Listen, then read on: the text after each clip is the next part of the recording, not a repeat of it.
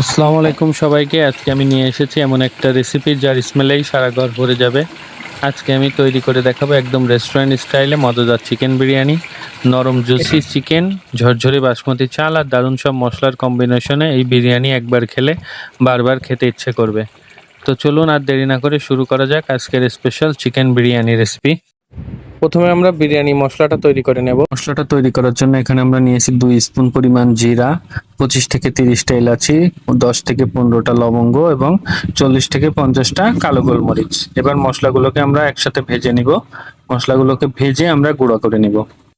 মশলাটা ভাজার সময় আমাদের চুলার জাল অবশ্যই লো হিটে রাখতে হবে এবং জিরাটা কিন্তু অতিরিক্ত ভাজা যাবে না। জিরার থেকে যখন একটা সুন্দর স্মেল আসা শুরু হবে তখনই চুলার থেকে নামিয়ে নিতে হবে, কারণ জিরাটা অতিরিক্ত ভাজা হয়ে গেলে কিন্তু পুড়ে যাবে, তখন কিন্তু মশলার ফ্লেভারটা নষ্ট হয়ে যাবে। আর মশলাটা আপনারা যদি বেটে নিতে না চান ব্লেন্ড করে নিলেও পারবেন, কিন্তু আমি সাজেস্ট করব বেটে নেওয়ার জন্য। বেটে নিলে কিন্তু ফ্লেভারটা আরো অনেক বেশি আসবে। আমরা কিন্তু মশলা এখানে অনেক বেশি পরিমাণে তৈরি করে নিয়েছি। আমরা কিন্তু পুরোটাই আজকে রান্নার জন্য ইউজ করব না, আমাদের রান্নার পরিমাণ অনুযায়ী আমরা কিন্তু মশলাটা আজকে ব্যবহার করব। বিরিয়ানিটা রান্না করার জন্য কিন্তু এখানে আমরা পেঁয়াজ পেরেস্তা করে নিয়েছি। 4টা মিডিয়াম সাইজের পেঁয়াজ কুচি করে ভেজে পেরেস্তা করে নিয়েছি। এই পেঁয়াজ পেরেস্তাই কিন্তু বিরিয়ানির স্বাদটা কয়েক গুণ বাড়িয়ে দেবে। বিরিয়ানি রান্না করার জন্য এখানে আমরা চিকেন লেগগুলোকে ধুয়ে পরিষ্কার করে নিয়েছি। দিয়ে দিব কালো গোলমরিচ 8 থেকে 10টা, দিয়ে দিব এলাচি 7-8টা, দিয়ে দিব লবঙ্গ 5 থেকে 6টা, দিয়ে দিব 1.5 টেবিল স্পুন পরিমাণ আদা বাটা, দিয়ে দিব 1 টেবিল স্পুন পরিমাণ রসুন বাটা, দিয়ে দিব 1 টেবিল স্পুন পরিমাণ কাঁচামরিচ বাটা, একটা টমেটো ছোট ছোট করে টুকরা করে দিয়ে দিব লবণ স্বাদ মতো। হলুদের গুঁড়া আমরা দিয়ে দিব 1/2 টেবিল স্পুন পরিমাণ, ধনিয়ার গুঁড়া দিব 1/2 টেবিল স্পুন পরিমাণ এবং জিরার গুঁড়া দেব 1/2 টেবিলের থেকে একটু কম। দিয়ে দিব ইয়োগার্ট 3 টেবিল স্পুন পরিমাণ ইয়োগার্ট, যেটা আমরা আগেই ফাটিয়ে রাখছিলাম। এবার ইয়োগার্টটা দিয়ে দিব এবং আমরা যে গরম মশলাটা তৈরি করে নিয়েছি এই গরম মশলাটা আমরা 1.5 টেবিল স্পুন পরিমাণ দিয়ে দিব। এবার দিয়ে দিব সব থেকে ইম্পর্টেন্ট জিনিস পেঁয়াজ পেরেস্তা। পেঁয়াজ পেরেস্তাটা দিয়ে আমরা ভালোভাবে মাংসের সাথে মশলাটা মাখায় ম্যারিনেট করে নিব। এবার দিয়ে দিব আমরা লাল মরিচের গুঁড়া 1/2 টেবিল স্পুন পরিমাণ, দিয়ে আমরা হাতে মেখে মাংসটা ভালোভাবে ম্যারিনেট করে নিয়ে আধা ঘন্টা রেস্টে রেখে দিব।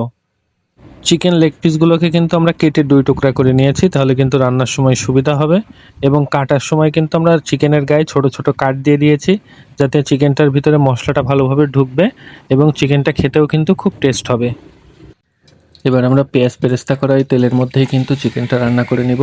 তেলের মধ্যে চিকেনটা দিয়ে আমরা ভালোভাবে নেড়ে মিক্স করে দিব, দিয়ে আমরা মিডিয়াম হিটে ঢেকে দিয়ে 10 মিনিট রান্না করে নিব।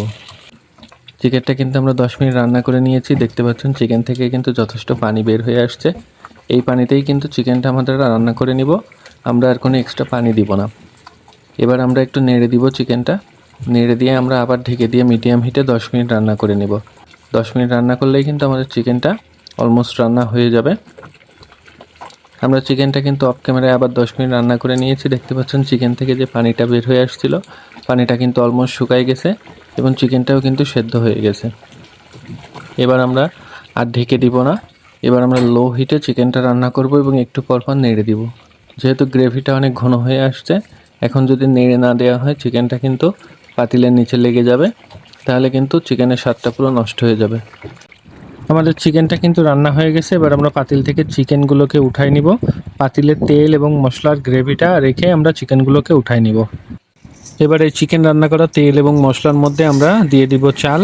এখানে আমরা 4 কাপ পরিমাণ বাসমতি রাইস নিয়েছি। রাইসটা আমরা আগেই ধুয়ে রাখছিলাম যাতে চালের পানিটা ঝরে যায়। এবার এই চিকেন রান্না করা তেল এবং মশলার মধ্যে আমরা চালটা ভালোভাবে ভেজে নেব, তাহলে কিন্তু চালের মধ্যেও চিকেন এবং মশলার ফ্লেভারটা কিন্তু খুব ভালোভাবে চালের মধ্যে ঢুকবে এবং বিরিয়ানিটা খেতে অনেক টেস্ট হবে। আমাদের চালটা কিন্তু খুব সুন্দরভাবে ভাজা হয়ে গেছে। এবার আমরা দিয়ে দেব 8 কাপ পরিমাণ গরম পানি। পানিটা দিয়ে আমরা চালটা একটু নেড়ে দিব, দিয়ে এর ভিতরে আমরা দিয়ে দেব 5-6টা আস্ত কাঁচামরিচ। কাঁচামরিচটা দিলে কিন্তু খুব সুন্দর একটা ফ্লেভার তৈরি হবে। দিয়ে দিব 3টা আলু, আমরা আগে থেকে ভেজে রাখছিলাম। আলুটা আমরা মাঝখান থেকে কেটে গোল গোল করে নিয়েছি। আলুটা দিয়ে চালটা আমরা একটু নেড়ে দিয়ে ঢেকে দিয়ে লো হিটে রান্না করে নিব 10 মিনিট, তাহলেই কিন্তু আমাদের রাইসটা সেদ্ধ হয়ে যাবে। আমরা 10 মিনিট রাইসটা রান্না করে নিয়েছি। দেখতে পাচ্ছেন চালটা কিন্তু ফুটে গেছে এবং পানিটাও কিন্তু টেনে নিয়েছে। এখন জাস্ট আমরা রাইসটা একটু নেড়ে দিব, দিয়ে ঢেকে দিয়ে আবার 5 মিনিট রান্না করব লো হিটে, তাহলেই কিন্তু রাইসটা রেডি হয়ে যাবে।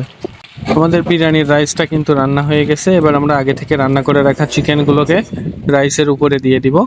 রেসিপিটা যদি ভালো লাগে আপনারাও বাসায় ট্রাই করে দেখবেন, অনেক টেস্ট হবে। এবং আপনারা আরও কী কী রেসিপি দেখতে চান কমেন্টে জানাবেন। চিকেনগুলো দিয়ে আমরা রাইসটা ঢেকে দিয়ে 5 মিনিট লো হিটে রেখে দিব। এবার আমরা চিকেনটাকে নেড়ে দিব, নেড়ে রাইসের সাথে ভালোভাবে মিক্স করে দিব। দিয়ে দিব 15 থেকে 20টা কিচমিচ, রাইসের উপরে দিয়ে দিব। দিয়ে দিব 15 থেকে 20টা কাজু বাদাম মাঝখান থেকে ফালি করে রাইসের উপরে আমরা দিয়ে দিব। এবং সবশেষে দিয়ে দিব আগে থেকে ভেজে রাখা পেঁয়াজ বেরেস্তাটা। এই পেঁয়াজ বেরেস্তাটা দিলে কিন্তু বিরিয়ানির ফ্লেভারটা কয়েক গুণ বেড়ে যাবে। এবার আমরা রাইসটাকে ঢেকে দিয়ে দমে দিয়ে দিব 10 মিনিটের জন্য। তাহলে আমাদের পারফেক্ট চিকেন বিরিয়ানি রেডি হয়ে যাবে। সো আমাদের perfect chicken biryani ready to serve. কালারটা দেখেই বুঝতে পারছেন কতটা লোভনীয় হয়েছে এবং খুব সুন্দর একটা অ্যারোমা আসতেছে বিরিয়ানির থেকে। সবাই ভালো থাকবেন, সুস্থ থাকবেন। আল্লাহ হাফেজ।